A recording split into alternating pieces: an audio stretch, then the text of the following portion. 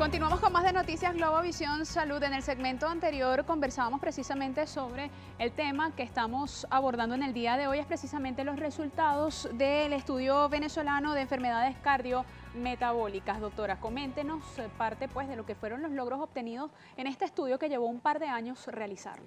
Así es, lo importante de este estudio es que fue una fotografía durante esos 2 años de las 8 regiones en las que dividimos Venezuela. Logramos evaluar 3.420 sujetos mayores de 20 años para poder entonces determinar cuál era la prevalencia de los principales factores de riesgo cardiometabólico y de las conductas de riesgo cardiometabólico.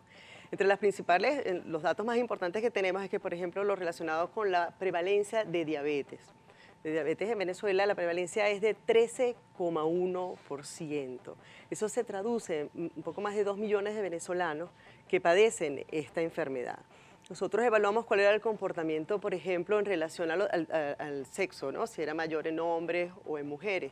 Y en general vimos que los hombres venezolanos tienen mayor prevalencia de diabetes que las mujeres. Y también lo evaluamos por edad. Y a medida, y sigue la curva que sigue en el mundo, que a medida que nosotros vamos progresando en edad, también va aumentando la prevalencia de diabetes. Y en relación a las regiones, y este cuadro es muy importante y quiero que se vea acá, por ejemplo, de ese 13,1% de diabetes, la región que mayor prevalencia mostró fue la región central, con un 17,1%. Acá en esta diapositiva vemos entonces cuál es la prevalencia en las diferentes regiones del país. Y acá está entonces la región central, seguida luego de la región zuliana, que vemos acá con mayor prevalencia de diabetes. Entonces, eso no contento con esto, evaluamos cuál era la prevalencia de prediabetes, que son aquellas personas que están en riesgo de desarrollar particularmente diabetes tipo 2, porque la diabetes tipo 1 no se puede prevenir, en cambio la diabetes tipo 2 sí, y por eso es que nosotros evaluamos de manera importante cuál era la prevalencia de este problema. Y vimos que un 39,8% de la población, y lo vemos acá, 39,8% de la población de Venezuela está en riesgo de padecer diabetes. Eso quiere decir que 4 de cada 10 venezolanos están en riesgo de padecer esta enfermedad. Estamos hablando un alto porcentaje. Sí, de casi 8 millones de personas que están en riesgo. La buena noticia es que nosotros podemos intervenir, y aquí viene lo valioso de BESCAN. Nosotros podemos intervenir en esas personas para lograr evitar que desarrollen la diabetes, que como tú bien sabes, es una enfermedad que puede traer consecuencias devastadoras para el individuo, porque si no es controlada adecuadamente, y además para un sistema de salud, la carga económica que traería que casi 8 millones de venezolanos desarrollaran diabetes es muy importante. Entonces podemos intervenir y prevenir. Ahora, doctora, vamos a hacer un pequeño inciso aquí porque es necesario recordar a qué nos estamos refiriendo cuando hablamos de enfermedades cardiometabólicas. Usted está hablando de la diabetes, pero también hay otras enfermedades que están asociadas a todo lo que se denomina enfermedades cardiometabólicas. Sí, nosotros ¿qué quisimos evaluar? Básicamente, ¿cuál es el principal producto es cuál es el riesgo que tiene nuestra población de padecer diabetes y de padecer enfermedad cardiovascular, que es en todo lo que se va a derivar todo este proceso, este conjunto de factores de riesgo cardiometabólicos cuya prevalencia nosotros determinamos. Nosotros determinamos la incidencia de prediabetes, de dislipidemia, de hipertensión arterial, de síntomas de ansiedad y depresión y de obesidad, porque todo este conjunto de factores se mezclan y pueden entonces poner en riesgo a los individuos de padecer ya sea diabetes o de padecer enfermedad cardiovascular. Y enfermedad cardiovascular puede reflejarse como infarto, como enfermedad cerebrovascular, como enfermedad arterial periférica, ¿ok? O incluso llegar a la muerte súbita. Por ejemplo, en el caso particular de la hipertensión, que vimos nosotros vimos que la prevalencia de la población venezolana es de 36,7%. 36,7% de los venezolanos mayores de 20 años tienen hipertensión arterial. Eso se traduce en alrededor de 7,5 millones de venezolanos hipertensos. Entonces eso es muy importante. ¿Para qué? ¿Por qué es esto importante? Porque hay que establecer una política que nos ayude primero a que esta población que es hipertensa acceda a sus medicamentos, pero además que genere conductas que disminuyan el riesgo a desarrollar esa enfermedad. Nosotros vimos que, por ejemplo, hay una relación directa entre aumento del índice de masa corporal e hipertensión.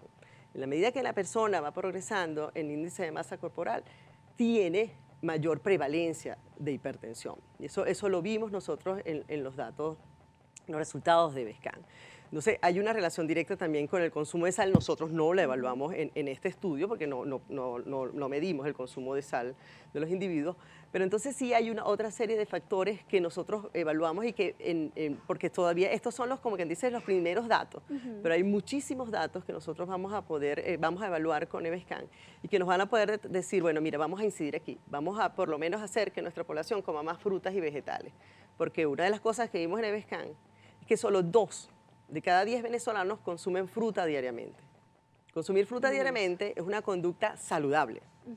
¿Okay? Es un factor de riesgo, es un factor que te disminuye el riesgo de padecer enfermedad cardiovascular. Y solo 2 de cada 10 venezolanos lo hacen a diario.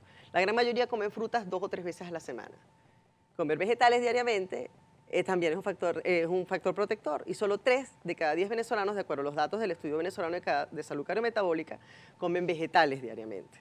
Entonces, también incide mucho la alimentación de las personas. Así es. Ahora, doctora, yo le pedía que hiciéramos este inciso porque ciertamente durante todo este mes hemos tenido diversos especialistas que han venido a hablar de diversos temas, de la trombosis, del cáncer, y todos ellos, o gran parte de ellos, nos hacían acotación y tenían sus esperanzas o tienen sus esperanzas puestas sobre los resultados de este estudio. Algunos de ellos nos llegaron incluso a comentar que es significativo, sobre todo por el qué se va a hacer con estos resultados. En ello se cifra también las posibilidades de que se adapten y se generen políticas públicas adecuadas para atender esta situación de salud en el país. Así es.